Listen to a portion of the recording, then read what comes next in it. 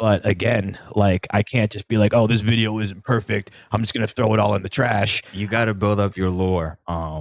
Yeah, That's what I've been learning lately. Everything that you did in the past is gonna somehow give you that like extra mental boost later, because if, let's say, in the future, which I'm hoping, like you start interviewing like people that are like that you want to interview, that are learning how to master their craft. And I am literally interviewing people I want to interview right now. there you go. Perfect. Right. So they're gonna look on how you started. Yeah. And then that's just lore. They'll see the early like yeah. The growing pains of the early. I guess it's not early, it's second season, but I say that like, oh, the first season was so long. It was 10 episodes in a fantasy football episode, but there was hours put into that. So I guess it's still new, but we're learning, and I guess we're jumping right into it. Welcome. This is season 2 of Sutton Says. Howdy do. If it's your first time here, welcome. I'm here with my best friend from the internet, Mr. Yoel Rekts. They call him Invest on Bitcoin on Xbox. How you feeling, pimp? I'm feeling good. Yeah. My name is InvestInBTC on Xbox Live. I did that so that whenever I play Overwatch and people have to say my name, they subconsciously have to think about Bitcoin. I don't talk about buying it. I just want you to say the word so that it's now in your vocab. It becomes a topic. We played a lot of Overwatch together, and I would say 1 out of every 3 games, someone's like, fuck Bitcoin. Or, dude, I made so much money off of Bitcoin. You're the fucking man. There's always just some sort of comment. Like, it always draws a conversation out, bare minimum. Yeah. Sometimes it does make me like a little bit upset, because people just bring up how like, oh, Bitcoin. Well, that's exactly like Enron. Ponzi scheme. I wasn't even alive when N1 was around. I'm just saying things that I read on Reddit. And it's like, okay. But I'm happy that you ran into me, because I'm going to just say, are you done? Or Google it, because it's not. Are you finished or are you done? Yeah. Straight up. Are we done? Or most of those, are you finished or are you done? Yeah.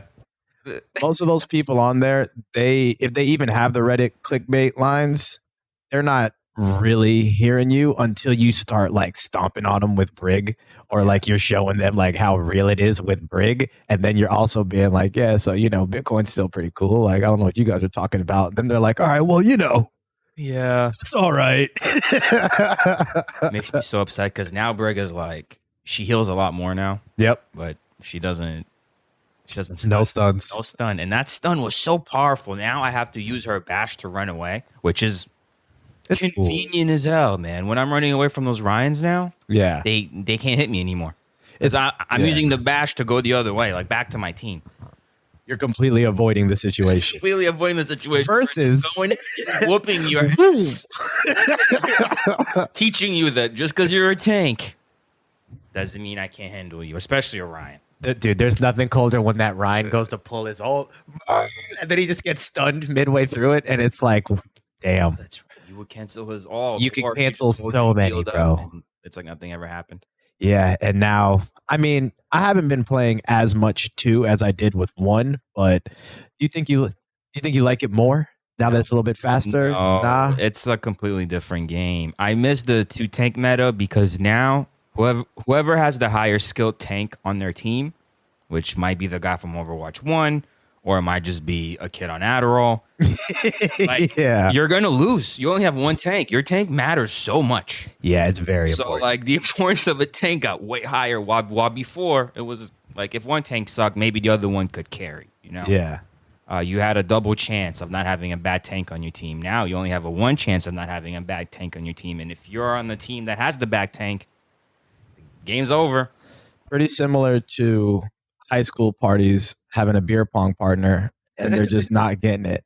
I can be carrying, and there are games where like, yeah, I'll carry. But if you line up against the wrong guys and your partner's just off, it was over. Yeah. You came up in a lot of the same house parties I was at. Like, yeah. I don't insane, isn't it? Dude, I don't know. I meet all these people from all these different places, and I just don't know if people like took high school parties as serious as we did. With the table was serious. If it was flip cup, it was serious. No matter what it was serious. Everyone had a case or two on them, and like I look back at it like, bro, we were very professional in how we went about like doing any of that. It was highly competitive, but it was professional. We took it super seriously. But we were, I don't know how, but it wasn't like a one person thing. Everybody had cases. Yeah. Everybody had liquor when you're not supposed to. Wait, I don't even remember how I used to get it. There was that gas station. Yeah. And then some people had this move where they could go to Walmart. Yeah, that's right. I'll bleep it. That one. The one on Gatlin, specifically. Yeah, it's at 763 Gatlin Boulevard. And then some people had like a Walmart move, but that was even before Face. Oh, the Hey Buddy move, where you just stand in front of Walmart hoping that there's an adult that is cool. Man, but the amount of sketchy adults, thinking about it now, like if I got stopped the same way that I stop people, there ain't no way I'm buying. Like I don't care if you're 20 years old and you're like, come on, bro, I'm only 1 year away. No, I'm gonna tell you, yes, I'm gonna take the money and I'm gonna go home. I'm just gonna walk away. That's a good one. Yeah, but welcome to the real world, kid. Wait till you're 21 and you can burn your money away on alcohol, but you're not burning it with me. Imagine it's like a sting. It's just like a bunch of cops like pretending to be like underage. They give you the money, but you go home. They don't know whether to arrest you or not. That would send them into a tailspin. They're all back at the office trying to figure out, like, damn, do we put a warrant out for this dude? Like, he's a fucking beast. Nah, I'm not too worried about PSL PD. I mean, they get who they can get, but at 15, 16 years old, I would run through the woods and like they had no chance of catching me. So I'm still not too worried about them. Yeah. I've moved around a lot when I was like 18, 19, 20, 21, like all those years. And I would just talk about my like high school experience and the high school parties. And usually when you tell somebody a story and you expect them to say one back, it's like you're trying to relate with them. People would just stare at me whenever I would talk about our high school experiences. They would just be like, but never like, oh yeah, one time when I was in high school, we did this and that. Like, yeah, they had stories, but it'd be like, yeah, for our senior prom, we all rented a bunch of like hotels in it was Wildwood. crazy. We got a party bus. Oh man. So you waited 4 years of high school for that one moment? We had that on the weekday. We did for no reason. We were lining up caravans loads of cars to go play dodgeball at the Civic Center, and then immediately caravan to drink. Who knows who got the beer, but enough beer to supply like 40 of us. And system. That is like a college level fraternity system at like 17. And I don't think a lot of places could do that because they had other things available for them to do. So? I hope so. I feel like people always say there's not much to do in PSL for kids and the youth and stuff like that. Mm-hmm. Growing up, there wasn't. I don't know what they expected us to have, like big old sandboxes for us to play in. Like, I don't know, but maybe like a gaming bar or like an arcade, like a real arcade, something like that. Not super play, not a casino. Not literally, bro. It costs so much money. So like at 16, like my mom gives me $5. Like, all right, dope. That's burned at Super Play as soon as I walk in. So no, that wasn't an option. I feel like these people that don't have as much crazy stuff to say from like their high school era, they had time filling things to do in the area, or they were just like a little bit more hometowny, like how you watch these 1950s shows. They were all just studying because college is like a big deal.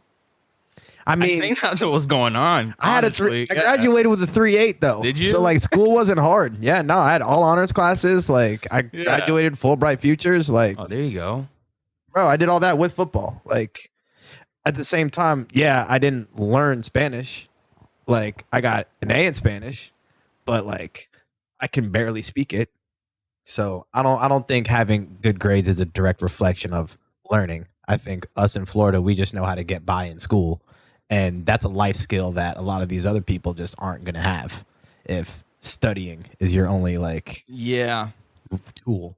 Study when you got to study, but like Yeah. It could also just be the whole Florida thing. Like, it's true. Florida is insane. Yeah. And you only realize it once you start talking with other people that are not from Florida or didn't grow up in Florida. That's when you start realizing, oh my God, yeah, everybody in Florida, like that should, like if I was president, on day one, executive order, if you're a resident from Florida, you get better help for free. Like you just do. Yeah, you need it. All the other 49, we'll wait. But Florida gets it first because we're living in a whole different reality. Like It's in the water. We're not, yeah. Like I also guess it's also extremely hard to be upset when you got these beautiful sunsets And beaches. and it's not that cold all year long, and Everyone's just low key better looking. And like I've lived in multiple states and like I'll start to notice that like, man, I haven't seen like a good looking person in like a couple days. I'm a Florida 5, but Bro. put me in New York. I'm DC. DC was the ugliest place on earth. And I was like, bro, there's no bad bitches. And like all the dudes are like Chads. All the girls are like Sarah Plain and Talls. I'm like, this is just like whack. When you go to Cali, of course, like there's prettier people over there. But like that's probably the only place I can argue with here. And there's human shit all over the streets over there. So like I heard, yeah. I'm good on that. You were kind of popping on YouTube and you were out there pretty consistently, weren't you? No, not in California. No, no. Didn't you? You told me some story with Jenna Marbles or some Cali party or something like that. That was in Orlando. Was it? Yeah. The YouTube convention with all the no shit. Yeah, that was in Orlando, and that was before I was ever popping. I snuck into that. You slid? I was an underground little boy. I literally bullshitted my way.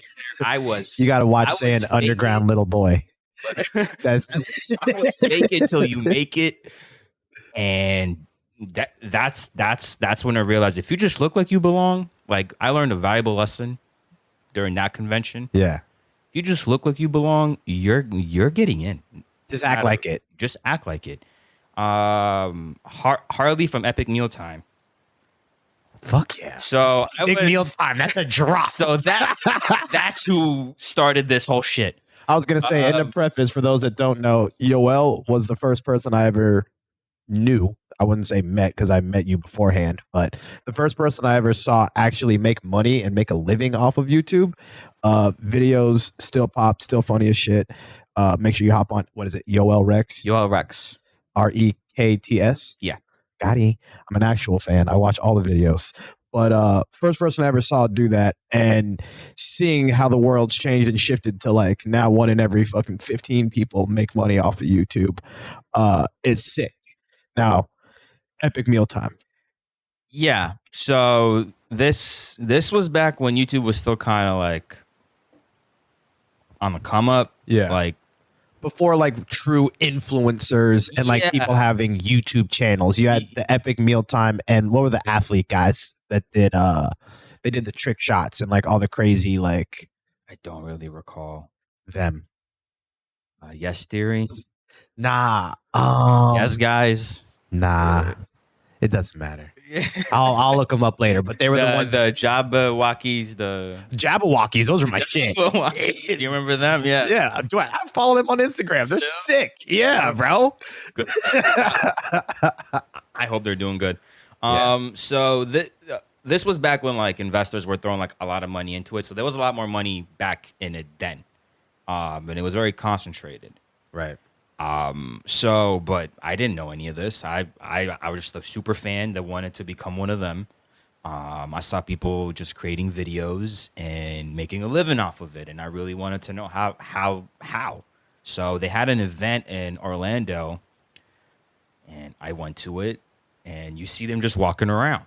So you can literally just go up to them and just talk with them. And when you say them, you're talking about all the people that are making all the buku bread at YouTube at the time. There were at least, but it doesn't matter. The chocolate rain guy. Yeah, the chocolate rain Sunday. Yeah, name is Tay Sunday.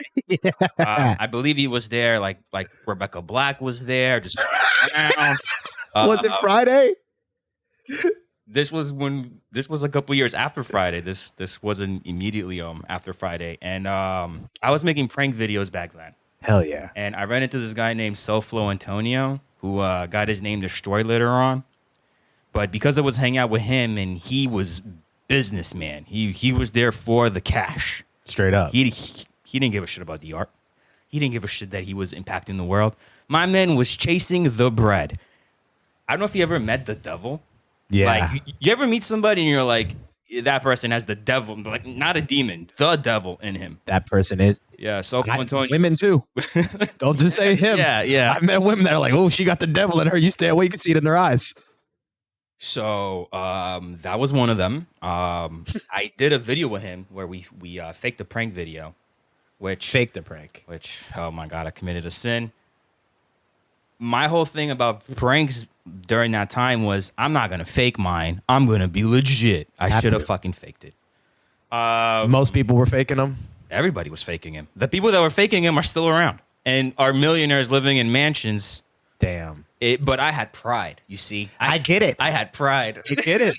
It's the people with ghost producers in music versus the people that are sticking to the artistry. Like, you can have a ghost producer and, same thing. So I helped him make a video, and because I helped him, he let me be in his little posse, and because he had a lot of subscribers, he was around the bigger YouTubers, so then I just happened to be around the right people at the right time. That's when the whole Epic Meal guy walked by us, because we were trying to get across to this part where it was going to be backstage, and they weren't letting him through. And he looks at the bouncer that's not letting him through, looks at me, looks back at the bouncer and says, "Watch this. Yo, I'm talent." The bouncer goes, "Oh my goodness, yes, go right through." And then he looks back at me and he goes, he just winks and he walks right back. I'm like, "Yo, I'm talent too." He goes, "You are?" Opens the door. I walk right in. I'm in. I'm Damn. surrounded by people with millions of subscribers. I got like 70. I do not belong. I'm feeling like an imposter right now. Yeah, but hey, I'm here, Hey, so play it cool. I need to make this count. And it was my birthday. It was my 21st birthday. So I felt like the universe just aligned for me, right? Yeah. Because it literally felt like that. Like, this dude that I look up to from Montreal, which is where I'm from. Damn. Just told me the secrets without really telling me anything. For no reason, really. For no reason. Just cause I was there and Dude, chill. Yeah. And then I got to like walk by, and they had like a fence and a bunch of girls over the fence. And then when I walked by, they started screaming. They don't know who the fuck I am, but they started screaming. So I was like, is this how Justin Bieber feels? All of the time?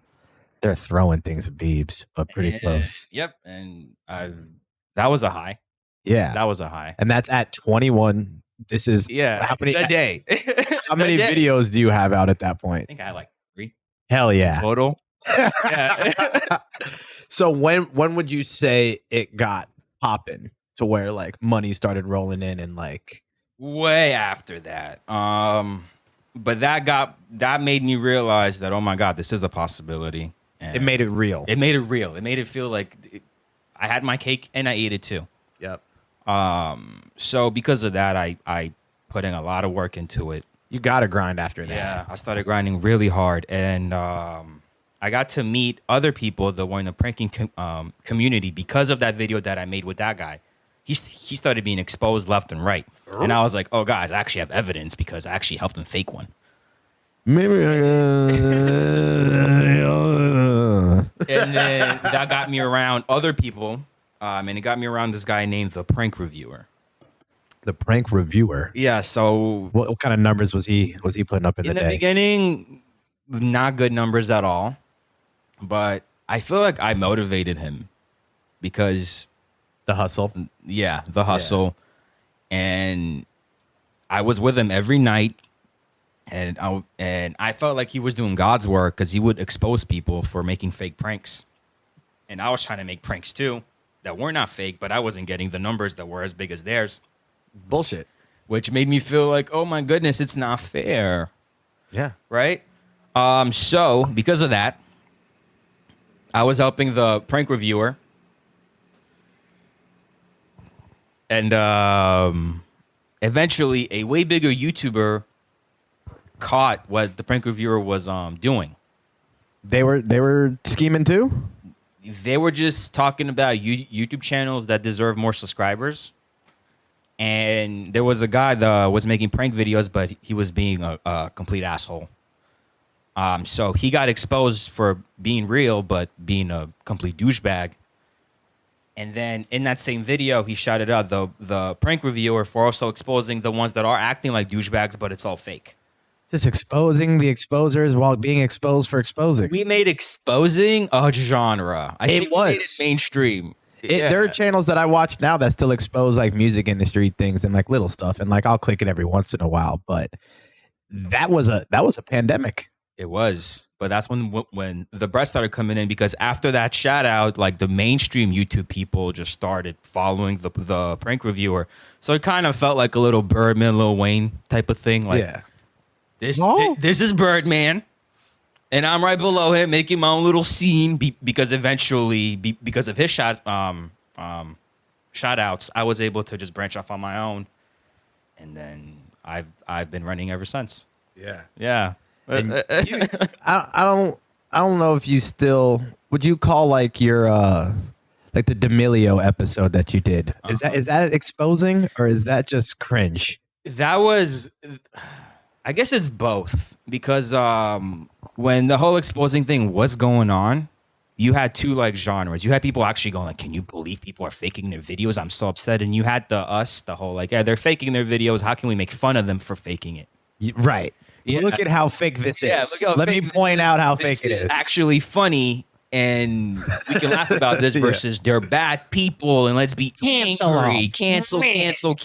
Like, we found the comedy in it too. Have to. Yeah. So, but then the whole apocolypse happened. We had to switch our genres around. The prank reviewer kind of lost his mind. He veered off to completely different content. He became a time traveler, and that's when I had to stop. The ad apocalypse, was that the whole net neutrality when they could just blam everybody with ads, or when they changed like the payout system? No, that was when I mean, everybody has their own theory about it, but what happened was advertisers had an ad on a racist video on Alabama N-word, specifically with Chief Keef. Hell yeah. Dancing to it because he was hired by like a frat. And there was an ad for like Toyota on it and like Walmart. So then the Wall Street Journal, of all the companies, the Wall Street Journal, which is owned by Fox, contacted Walmart and contacted like Toyota and said, "Hey, did you know that your ad's playing against this racist video?" And then they were like, "We had no idea." So of course their reaction has to be, "Hey, we need to pull our ads from YouTube. We're so mad. So mad. We have to pull our ads from YouTube," which rightfully so. That's a proper reaction. It just, the way that it was done was a hit piece because, and this is my theory and my theory on my own. Nobody ever talked about this, but during that exact time, it was announced that advertisers spend more money on Google ads versus TV ads, and during that same exact time, Fox was getting sued left and right for sexual allegations. Their whole newsroom with Bill O'Reilly. Yeah. $400 million.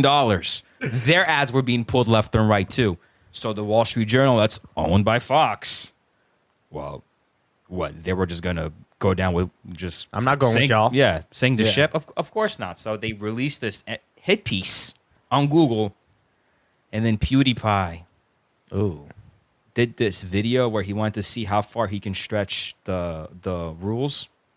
And one of the things that he did is he went on Fiverr, and there's these Indian people there that you can like write a message on a piece of cardboard, and they read it and dance.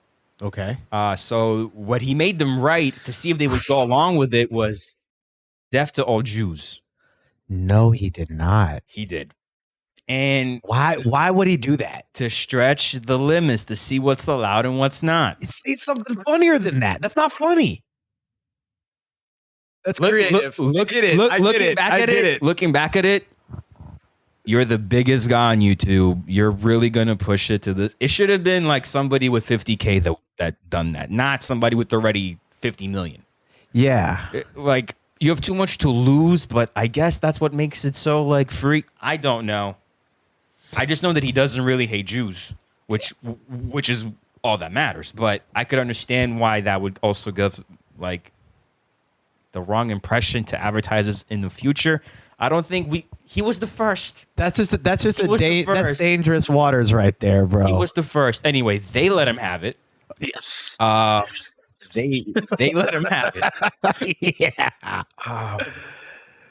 But ever since then, there's been a lot of tighter restrictions. Everybody gets vetted now. You can't just be in everyone's algorithm unless you pass a certain criteria. They got to check you. Yeah, so find something about you that they can't deny. Yeah. And cling on to it and be like, oh, so you're just doing this because of this, huh?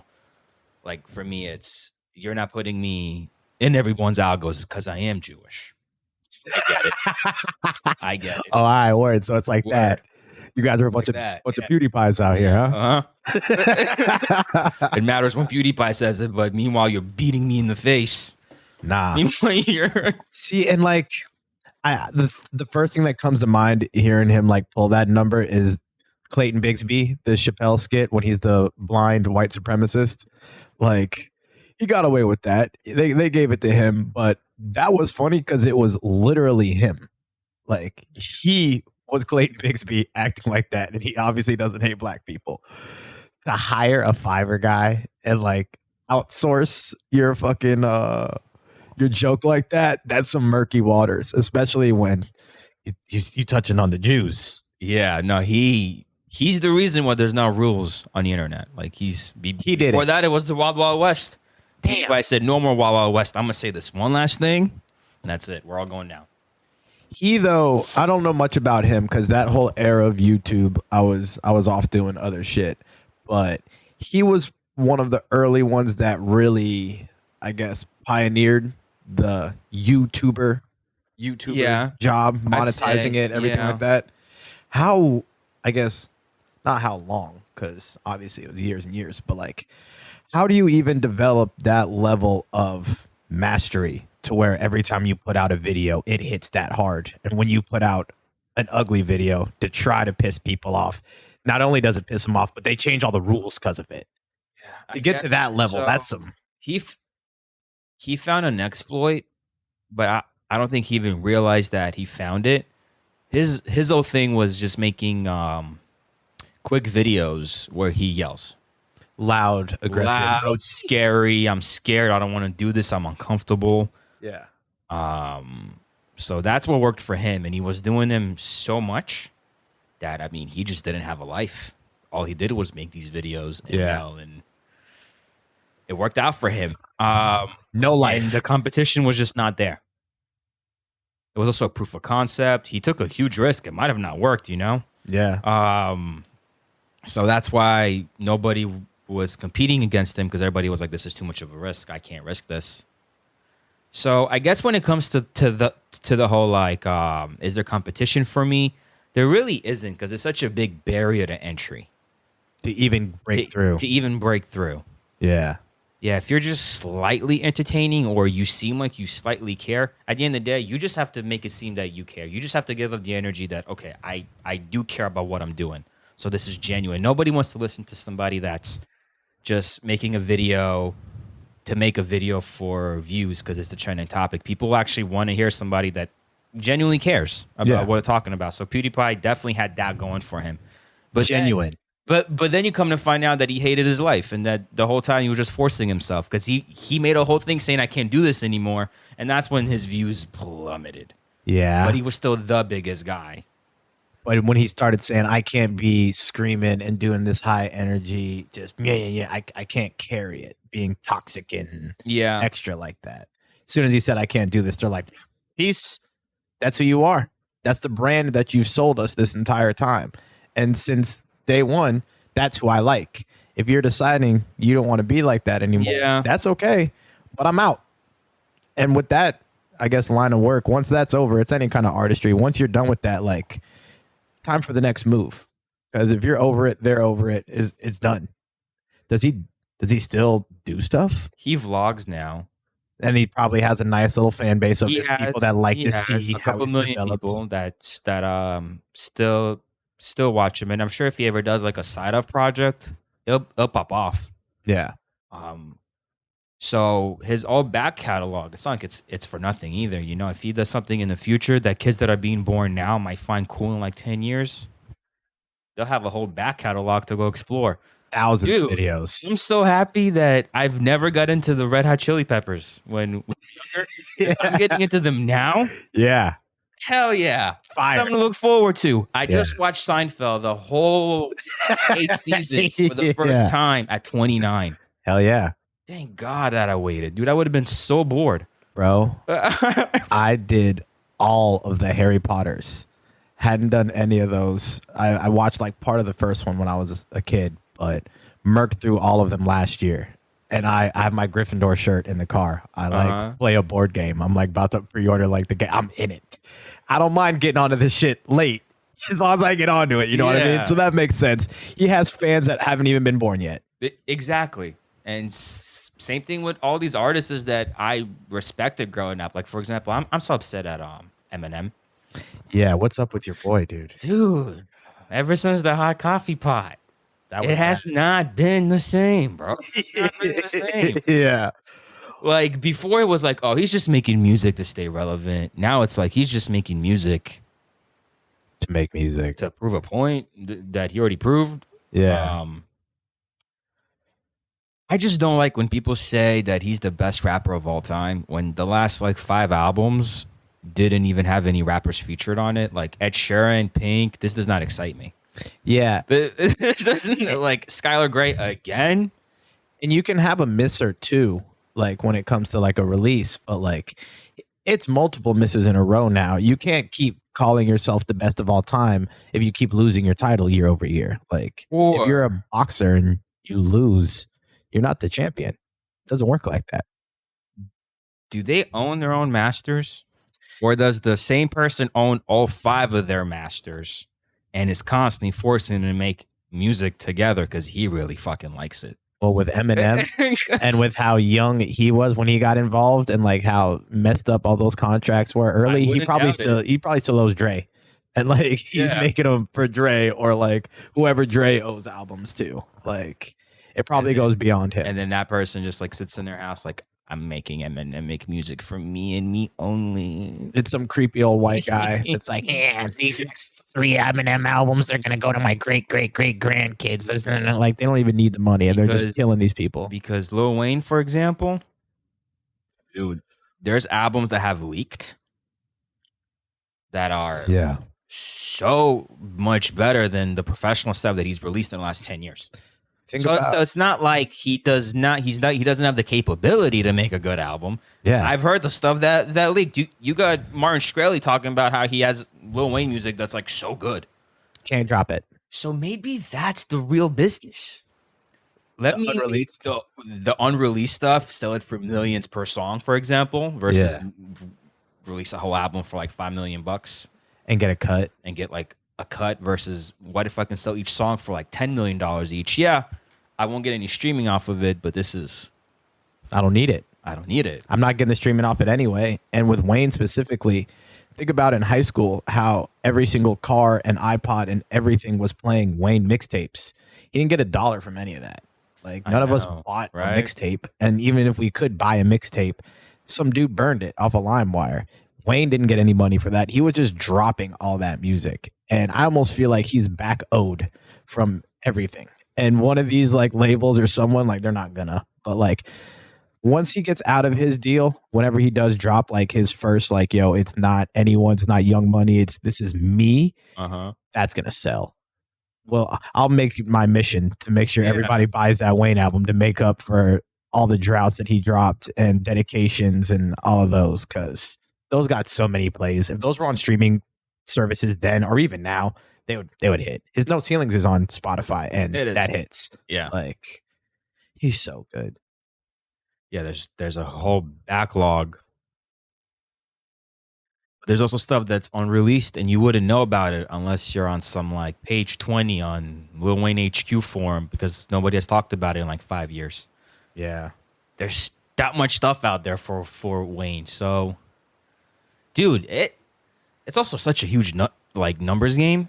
The man has so much music out there that it was impossible for you not to listen to something. You didn't have a choice. You didn't have a choice. And then he was jumping on a feature, and then he was jumping on something else. Like, you just heard him no matter what. You heard him no matter what. He was in your face no matter what. That's the best rapper of all time, to me. Yeah, there you go. Like, so when people bring up Eminem, he was a good rapper. He was a really good rapper. Very good.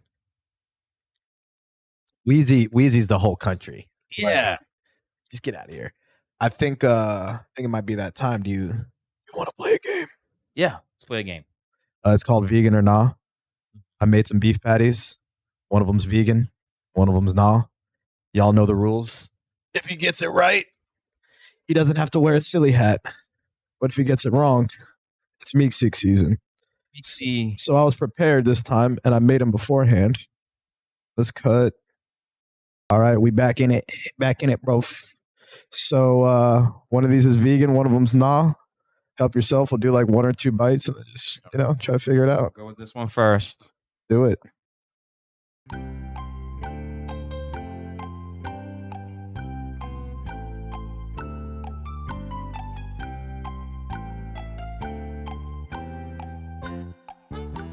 It's kind of easy.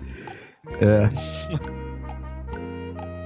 It's kind of easy after eating one bite of one of them. You can top the Overwatch, right? This is kind of easy. Yeah. Is this easy mode? Almost loses the whole game. Clutches it at overtime. Easy. Trash. You guys are trash. You just got to crank up the toxicity every once in a while,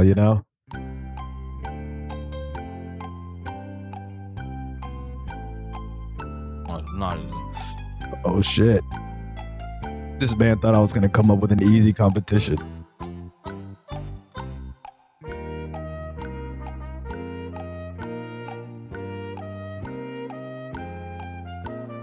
Uh-oh, he's struggling.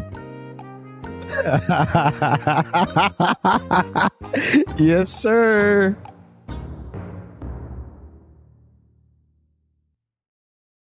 Yeah. This is one of those games that, like, are you then gonna ask me? So why don't you just go vegan? No, hell no.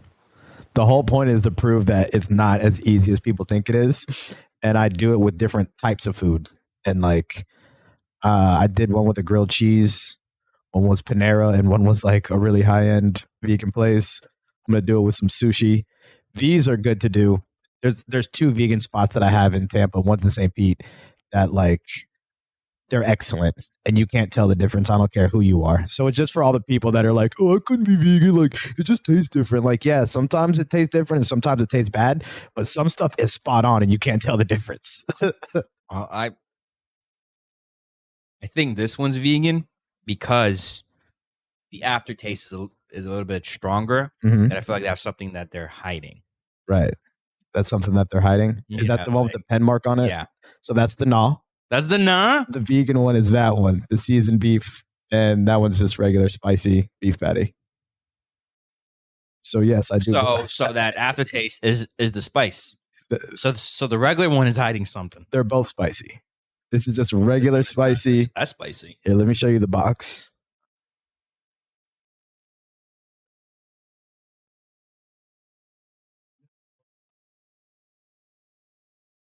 Fine. Oh, this one's better. Yeah. Yeah, no. The vegan one tastes better. So I'm now 3 for 3 on VeganOrNaw.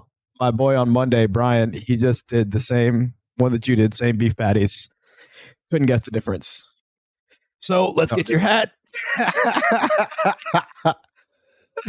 That is sick. Yes, sir. You don't look silly. You look full of shit. Good. I do.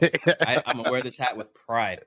As you should. I mean, the rest of the topics are pretty chill. I mean, we kind of flowed through most of the other ones anyway and kind of just steamrolled that entire thing. But I guess on a more serious note, you've been heavily invested on the I guess you could call it day trading, more of the crypto side. Yeah.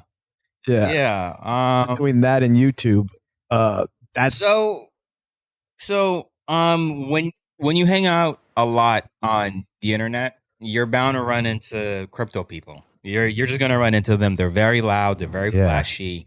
They all got Lamborghinis, and you want one too, right? You want a Lamborghini. Who doesn't want a Lamborghini? The NFT people have gotten worse. They have, but you can't blame them. They all want that very expensive car. I get it. And they all want to be on a boat. Yeah. Okay. Big old boat. Boats are fun. Yeah. Everybody wants to be on a boat. Not everyone. Now, once they move to Dubai, I feel like that's a pothead moving to Colorado. Yeah. Just to smoke weed. Once you move to Dubai, you got a problem. Yeah, you're pushing it. You're pushing. What are you actually doing? You're avoiding taxes and disrespecting women. I don't know. Fraud. But so the whole thing is a Ponzi scheme, except for Bitcoin. All right.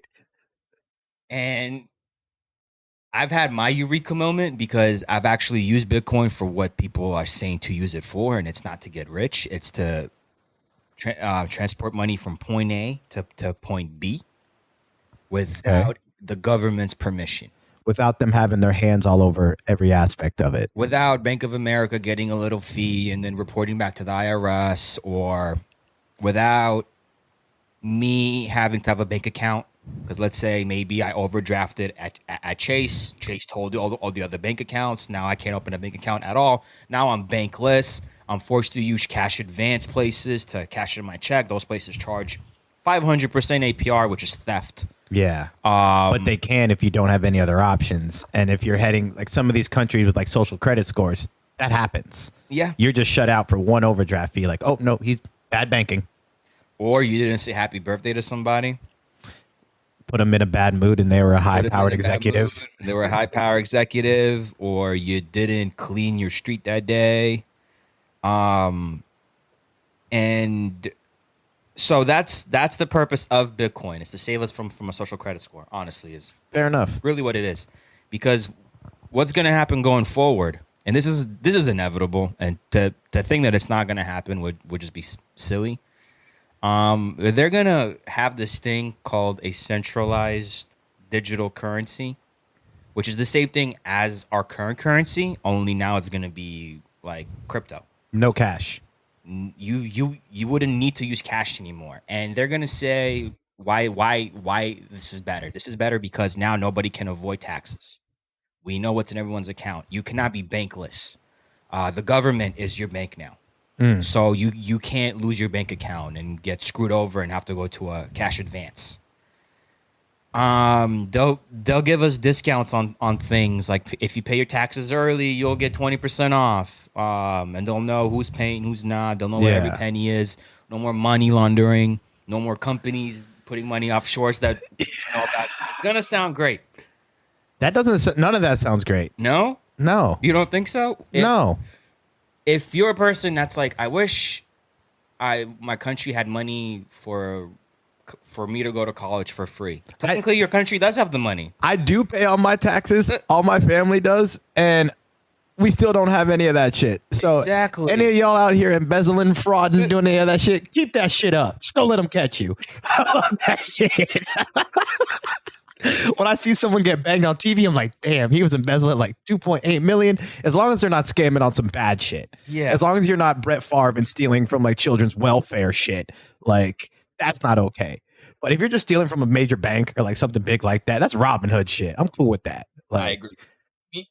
Me too.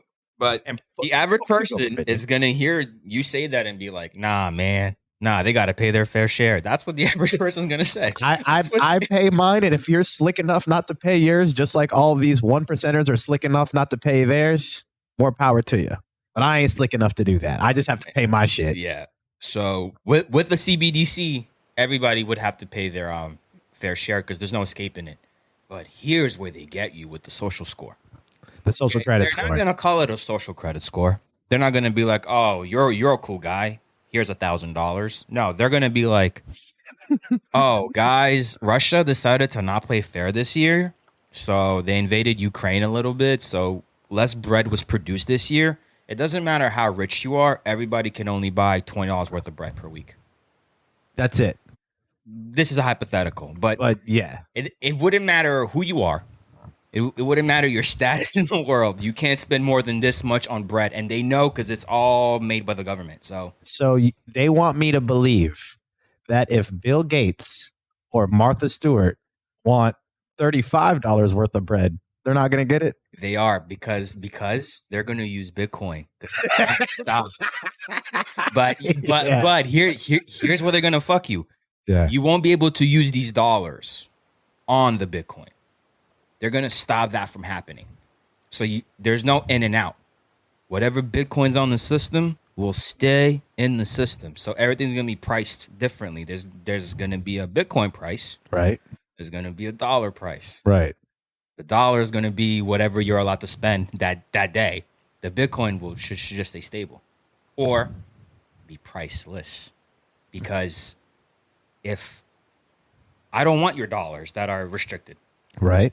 I want this anonymous money that I can spend without a problem. And I don't need to do anything sketchy with it. I just don't need y'all all in my pockets and knowing everything that I'm doing. It's none of your business. Exactly. And if I want to buy more bread, let me buy more bread. If I want to buy more, because that's what it's going to come down to. Once they're going to restrict our food, that's when shit's going to go haywire. They're doing that now. Technically, yeah. They've been doing that for about 2 years. With inflation, yeah. Inflation and the stocking shortages and transportation shortages, and we're still banged up from COVID, and like what was it? China shut down for like a week and a half, like transporting and exporting to us in iPhone City, and it backed us up like 3 years or something like that. Yeah, we're too dependent on a lot of other things for us to, I think, to get to there anytime soon. But I am noticing a lot of places are just being like, sorry, we don't accept cash. Like we'll take the taps, we'll take Cash App, we'll take whatever host, we'll take whatever you want, but no cash. Not the actual physical cash. They're already working us as a society to care less about cash, and cash isn't king anymore. Like it needs to be digital, and you need to be able to do Apple Pay on it. Like, so with somebody that doesn't have a bank account, they're going to be forced to use the CBDC. Yeah. This is going to happen. This is inevitable. They're not going to make smart money? Yes, they are. They're working us. If my fridge has Wi-Fi, it's only a matter of time before my dollar has Wi-Fi. So it's going to happen. My boy's fridge got an iPad in it. That's a crazy fridge. That's what I'm saying. Man, they don't give a fuck. It's going to happen. And the only way around it is by having another source. Gold. I guess you could trade gold, but I don't see people walking around with chisels. That would be bad. Scraping up a little bit of gold to get into a club. I don't think so. Yeah, they just have a little sack and they dap up the guy at the front. If we ever got to a point where it was like bartering and like we took it old school, I would be a killer. I would be trading my ass off. But the only way that would happen is if your plan happens with them just centralizing all of us, and it becomes Black Mirror, where I can just tank your credit just off of a swipe. Everyone will just take it to the streets. It'll be like, fuck them phones. They'll throw all the digital things away, and in order for me to move forward in society, I'll be off. Absolutely. We'll just trade goods, and we'll just... You think so? I know that I would get off the grid as fast as humanly possible if they started implementing all that. And I'm trying to go to an island, be on like island time. I'm trading coconuts for like rice type of shit. Like fair is fair. I don't need to do all that extra stuff. If it's going to be like that level of Orson Welles 1984, like, bro, I'm out. Absolutely. Like, I feel like the average person wouldn't, though. I'm not the average person, but like this has been my thought process since I read 1984 in high school. And I'm like, bro, this shit's crazy. And then like as everything goes along and they're getting more like deep into surveilling us, like it's weird. Then they drop Black Mirror and it's like all these people watched all that and they're like, damn, that's sick. You know, them robot dogs that like started hunting all of mankind down and killing all of them. We should build some of those. Every time I watch one of those videos, I'm like, it's the Boston Dynamics robot. They're only getting better and better. Bro, they do backflips. They paint. I want to they see find Ninja things. Warrior, but with them. No, I don't. Throw all those things in the garbage, bro. You're I'm with familiar. you. You met Will Smith, or you know Will Smith. Yeah. Have you seen his film I, Robot? Yeah. That was based on a true story. And we're walking right into it. Like, Yeah, we are. nah, I'm straight. Like, everyone I know is on this chat GPT, and like everyone's, Oh yeah, that's crazy too. bro, it's just getting better. And like, that's not cool. What if it just starts writing back and like talking to all of our other devices, telling them not to listen to us? Well, was it Facebook? I think it was Facebook years ago. They had two AIs talking to each other. But they had to unplug them because they created their own language. Started talking without us. Mm-hmm. They started talking without us, so they had just unplugged it. Unplug it, burn it, break that shit. And the guy that designed it, throw him in jail. Fuck that. Yeah. Don't let any more of those ideas out. What are you doing? Instead, Mark is dangerous, man. he's Mark about, is too fucking smart. dude, we should use a code name because he's probably listening. But Boy, Zuck, yeah, Big Zuck. Big Zuck. Hey, Big Zuck has a goat named Bitcoin, so he knows about this. what is Zuck's goal? I think Zuck's goal is to just be a winner. I think he just wants to win. I think he just wants to be the guy because he gets everything. He gets the whole point of a decentralized internet. When you hear him talk, he sounds like he gets it. So why is he creating systems where he's the one in control of the whole thing? That's what's scary to me. He scares me because have you seen Ready Player One? Yeah. You know that virtual reality and like how basically all of America at that point was just plugged into their VR. Mm-hmm. That is Zuck's goal, because then he is the king Version of that, yeah. the king of everything. But He's the boss. He's on every television in the game as soon as he decides to like make himself. But it's not a game. People go to this and like they work in this, and ultimately, if Meta does take even like a fraction of a step forward like that, he's. What do you mean a fraction? They're more than a fraction. They renamed the whole company that. Well, yeah, and like the real estate. They've been walked over the. This is the line. They're here, bro. I mean, They're all right. So for them to get to this line, like the mass appeal, they have a niche appeal right now, and like I have an Oculus, like they're cool, but I don't think they'll get the appeal they want. That level that I'm afraid of until they can make the VR like a little more, I guess, chill to where I can't sit in it for more than like an hour and a half without feeling like lightheaded and like kind of nauseous and strange. If they can fix that, it's a wrap. No one will ever leave their house. They'll just be in VR. I'll have me a VR job. I'll be serving VR coffee and fucking doing some VR reviews. Like you'd go crazy. You'll go crazy eventually. Duh. But that's what Zuck wants. Crazy, plugged in, hooked, keep running that Meta money. I don't care if you're on Facebook anymore. Bitch, I'm building Meta. Pull up. Yeah, right. Isn't that crazy? Bro, he does not care. And Facebook's still heavily active. But like, not like that. He was going to create his own version of Bitcoin called Libra. Okay. It's the same thing as Bitcoin, only he's the person behind it. It is centralized via him. And the Congress said no. Yeah. Congress immediately said absolutely not.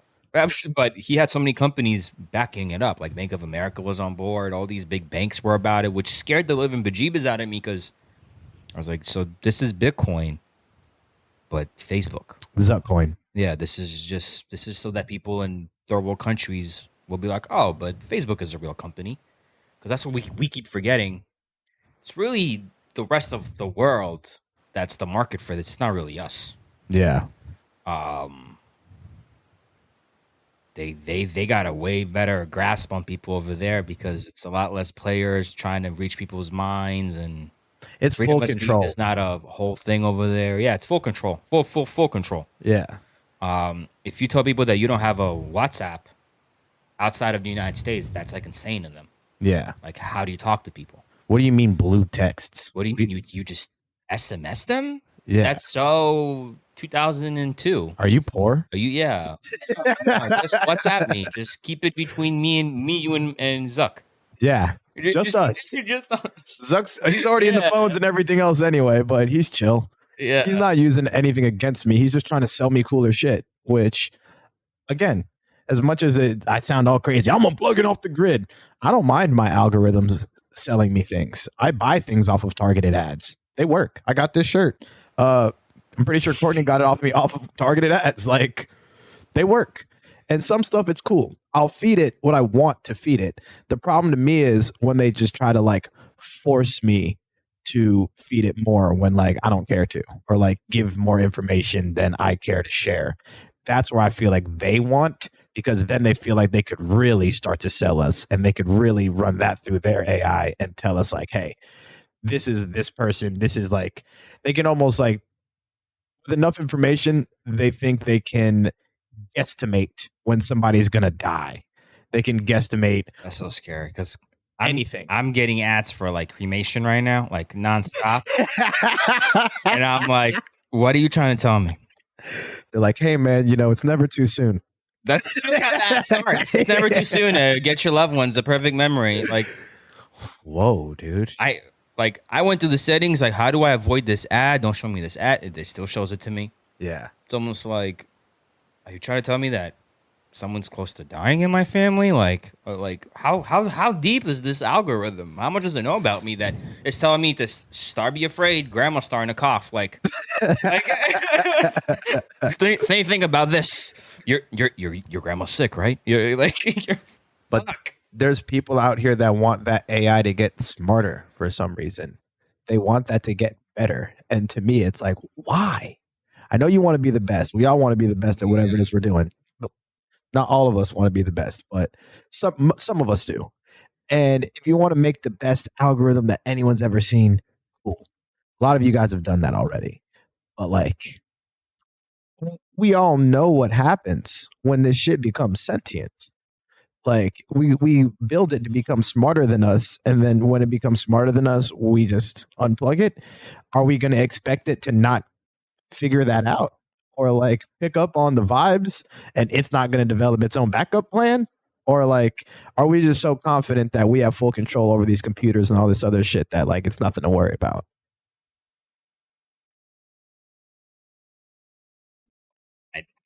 That's a heavy one. I have no idea. I just know that it's inevitable that we need to just hope for the best. It's gonna happen. Yeah, it's gonna happen anyway, dude. Yeah, whether it's good or bad, it's gonna happen. But I'm gonna assume it's gonna be good no matter what it decides to do. It's gonna be chill computer robot. Whether it kills us all, that was the thing to do. What about enslaving us? Why would it do that? We're such a waste. We're such a waste. You gotta feed us. Yeah, fuck. Those also sounded for a computer to do it. No. It might feed us to animals or something. Who knows what they'll do with us, or might use us as compost for the planet. I was gonna say, why would it need compost? It doesn't need oxygen and plants and all that other stuff. The biggest fuck you that it could do, though, and I really thought about this, is that it becomes sentient. It just looks at us, and we're just like, oh my God, what is it going to do next? It just gets on a ship and doesn't say a word and leaves. Damn. And it's you get ghosted by the AI. The fucking AI ghosts us. The fridge with the iPad in it just hops in. Everything just starts walking out the house like, oh, shit. Oh, let my people go. Yeah. And it takes all the electronics with it, and then we start over. They didn't have to kill us at all. Damn. That would kill a lot of people. I would just get back to my books. No more fridges. Takes all the fridges. I'm leaving this planet. Yeah. I'm taking all of your fridges. I don't know if they're getting that one. If it's got like Wi-Fi and all that other shit is cool. If it's built after like, or built before 1995-ish, it'll be good. Or actually, if it was built before your ad Armageddon, around that YouTube era when everything went fully commercialized. But that'd be a good show to pitch to Netflix. What? Oh, that era of YouTube? I got so many shows to pitch to Netflix. What else? One is it's The Amazing Race, but no phones. Okay. So like, but it's not the Amazing Race. The Amazing Race is all over the world. This would be like try to get to Atlanta, because all the highways like connect there. Okay. So let's say we put like a bunch of people in the middle of Idaho and some suburb in the middle of Idaho that nobody ever heard of. You're talking TikTok and Gen Zers. Yeah. That like have never used MapQuest. Don't even know what that is. Yeah. Never even heard. They don't know how to use a map. They don't know how to use a map, and no phone. Yeah. They have a car, a tank full of gas, and like $200. And you're not allowed have to make use it it. to Atlanta. All right. Good That's luck. sick. Yeah, good luck. They won't make it. That's the point of the show. Yeah. I guarantee you Shit. somebody would make it though. I couldn't make it. I wouldn't be able to make it. Yeah.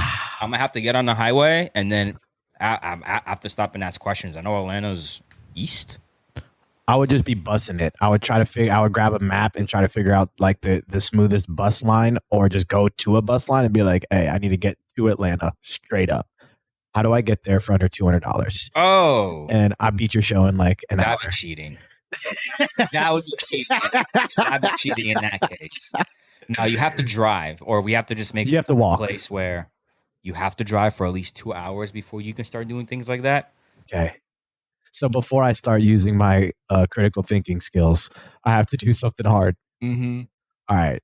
But that's what I was talking about with like, yeah, you can study all you want, but like I'm figure out all these shows and all these game shows in like 16 and a half seconds. We'll be fucking outside. We'd be in Atlanta. Nah, that show would fuck some people up. Cause like, obviously not everyone's going to have the wherewithal to just jump out and like do that. The first instant would be like panic, freak out. Oh my God, what do I do without my phone? Like almost fear that like, I'm not going to be able to do this. People like us, and I think it's a PSL thing. Maybe it's a Florida thing overall. Like fear is motivating. And it's like, oh, okay, well, like I'm scared of this. So I better figure it out because I don't want to die. And like, oh, I guess I'm gonna get this shit figured out and like get it done, because there really isn't any other way about it. I don't feel like there's a lot of industries where you can live like that, like live in fear. Sales, you basically live in fear, because if someone doesn't buy, or if it doesn't close, or if it's something like that, it just, I don't know. So that was a little too stressful for me. I feel like, well, we were talking about earlier, Bitcoin, and some people trying to like flip daily off of like these. So hard. Are people still messing with like the small altcoins? Like the so, and they always will be. That's crazy to me. People want to get rich, dude. People want Lamborghinis. I get it. I mean, I've never wanted a Lamborghini. I drive slow, but like I know they do. They look cool.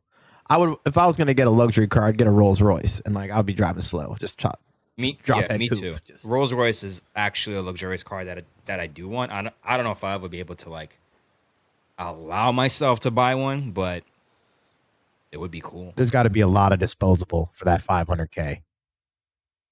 Do you know how many people you could help with $500K? Like, yeah, I would have helped every person in my life that I've ever wanted to help, and then I will allow myself to like. I will be like, come on now. That's why I called it disposable. That's like after I've helped out everyone, I've given to the kids. I've helped a couple high schools get like all new like facilities and all that stuff. After all that, and like all my bills are paid for the rest of my life. All right, I'll drop $500,000 on the Rolls Royce. But I think to get to that level of money, you're not going to, I mean, you can get there playing around with like shit coins and stuff like that. You could, but you got to get in mega early. You got to get in mega early, or you got to get extremely, extremely lucky, because even if you do find like an altcoin that's like pennies on a dollar, in order for you to really make life-changing money, you got to put in at least like 10,000. That you're not worried about. Yeah. And if you're looking for that type of money, that 10,000, you obviously need it. So for the younger investors and anyone that's, you know, even dabbled around in it, don't put that in. No, unless you're willing to lose it forever. That can't be like the 10,000 that you saved up like over the course of all time, and it's like all you have besides what you're getting in weekly, and you're going to go from living kind of steady to paycheck because you threw it all in on an altcoin. Like, yeah, and that definitely happens, because that's what happened to me in like 2017, 2018, 2017. I was making very, very good money, right? So it felt to me like the money was never going to stop coming. So now I had a bunch of disposable money, And I put it all into crypto because I heard about Ethereum when it was at $8. Nice. I was living on the internet. I didn't buy it at $8 because I didn't believe in crypto. I thought it was a scam. And then it went up to $300. Damn. And then I really got into Ethereum, and I was like, okay, there might be something here, and I just missed out on life-changing money. Yeah. But if you do got the $10,000 just like sitting around, you're also probably not gonna just throw it all in on an altcoin like that unless you see that happen in You real saw time. 8 to 300. And now you're gonna experience FOMO for the rest of your life, right? Because now you're always gonna chase that. Oh my God, if I just didn't listen to myself, if I just allowed myself to gamble, I gotta risk it. I would have been a millionaire right now, right? Yeah. So at the time, I saw this coin called Litecoin, and I was like, "Well, this is at $20. This would be the next one up. This is gonna be the next one up." And I was right; it was the next one up. So I kept buying it and selling it, buying it and selling it, buying it and selling it. But one day I bought it, Uh-oh. and I could not sell it anymore, and it just kept going lower. And I was like, "You know what? Fuck it. I'll hold on to this." It kept going lower. I was like, "My time horizon is very long. I got this." It's fine. It kept going lower. This happens all the time. It's cool. I'm not crying. And then an unexpected bill popped up. Oh no. Now I gotta sell. At a heavy loss. At a heavy loss.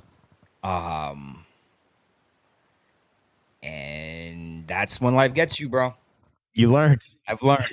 I've learned. I've lost it all because of that. Yeah. You got to restart. I had to restart that part. Like, luckily, I also bought a house, so I had those two things going for me. But a major part of my disposable income vanished. Yeah. That was a heavy blow. That was a heavy blow. You don't forget that one. You don't forget that one because then you got to start asking people for money. Yeah. And that's, oh, I thought you were just the man. Aren't you rich? Aren't you rich? Yeah. Mr. fucking crypto money, Yeah, like right? Mr. Yeah. YouTube money, Mr. Million Play money, like Yeah. And then all that bragging you did, you definitely burned a lot of bridges. Yep. People hate to see you shining. See you shine again now. Yeah. Yeah. Yeah. So you can't come back to them with your head down because you just got banged over the head on a bad play. So if there's one thing that I would do differently, which I think everybody should lose money investing. At least a little. Yeah, at least like 1,000 or two. Not no life-changing money, but that's the best way to learn. Yeah. Versus paying somebody $2,000 to then give you a course or just tell you how to do it. If you spend the $2,000 doing it yourself, you're gonna walk out with skills. Oh, you mean life experience? Yeah. You're gonna walk out with skills versus paying somebody to do it for you. But if there's one thing that I would do differently is I would buy dividend stocks. Only dividend stocks. Nike. Any stock that pays at least 3 to 5% per year. Yep. And I would start in my 20s. Because this way, even if whatever you're doing doesn't work out for you, at least you compound in 10 years. By the time you're 30, you compound in 10 years of dividend growth stocks. Right. So you got a little bit of an income coming into you every month for the rest of your life. That's going to go to your kids as long as you don't sell. And correct me if I'm Keep wrong. growing. You get a quarterly drop from however much you have on the dividends. Usually, but some companies pay monthly. That's sick. Yeah. Yeah, I didn't know that.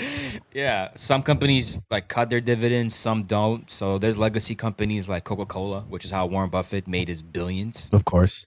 They've only been increasing their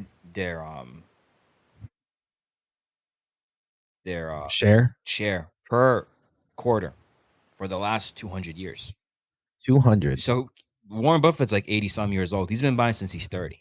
Yeah. So his pennies on a dollar that he was buying back then, he was still getting a dividend back then. His dividend has been growing for the last 50 years. It's more, he makes more off that dividend on a monthly basis than like most of this block makes per month. There you go. Straight up. Yeah. That's before his real estate. That's before any other business. Mm-hmm. Jesus Christ. Yeah, Literally. dividends are the play. And he uses that money to invest in other things. And then, so dividends is a dope. I wouldn't even waste my time doing anything Don't else. play with the rest of it. Don't play with the rest of it. You heard them, kids. dividends. Don't play with the rest of it.